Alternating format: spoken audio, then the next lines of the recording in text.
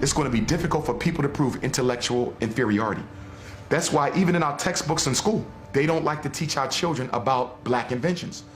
Because even greater than our African history are our American inventions. Because from nowhere, you're coming up with things that revolutionize the American social and economic order. Well, basically, there is a proverb that says that the only thing that peoples of European descent ever created was the patent office, because they stole everybody else's ideas and put their name on it. During slavery, because you were the property of your master, a lot of what we invented was automatically given credit to the master. The credit was forwarded to the master because we was property. We weren't allowed to take fame or notoriety for the things we created. Anything that made work easier. Why would white people want to invent something that make work easier when they have black folks to do it? You have a huge incentive to try to get things to move smoothly so that, you don't get any more lashes, or somebody doesn't now have to sell someone else in your family. There was a lot of incentive to create inventions. And that's another thing. Most of our black inventors had to deal with idea theft. White folks would come in and say, we did it first because we didn't necessarily know the process or have the money to patent our inventions. So white folk will find out what a black person invented and go do it real fast and get their application in, because back then the process wasn't as thorough as it is now. Whoever got their application in first to the patent office, that's who got the patent. So we got thousands of inventions by black people.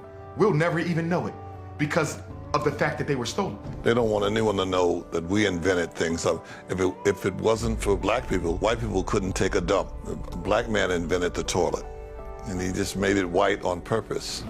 A slave by the name of Black Sam, Eli Whitney's slave, created the idea for the cotton gin, and his master took it and patented in his own name. How could he do that with no benefit of books? He wasn't even allowed to learn. A lot of people assume just because African slaves were illiterate, they were ignorant.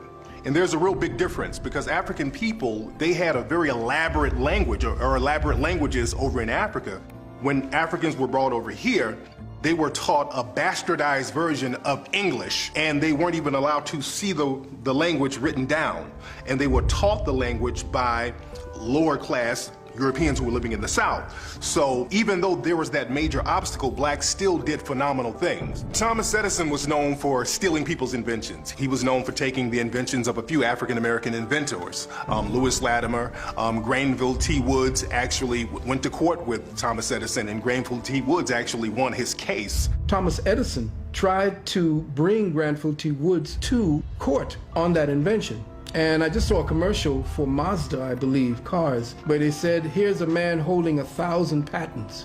Well, 90% of them he stole.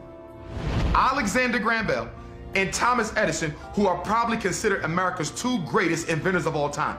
But guess who was designing their blueprints for the patent application? A black man. Now let's think about this for a minute. If you invent something, why do you need me to do the blueprints for the patent application? If it's your idea, how in the hell can I do the blueprints for it?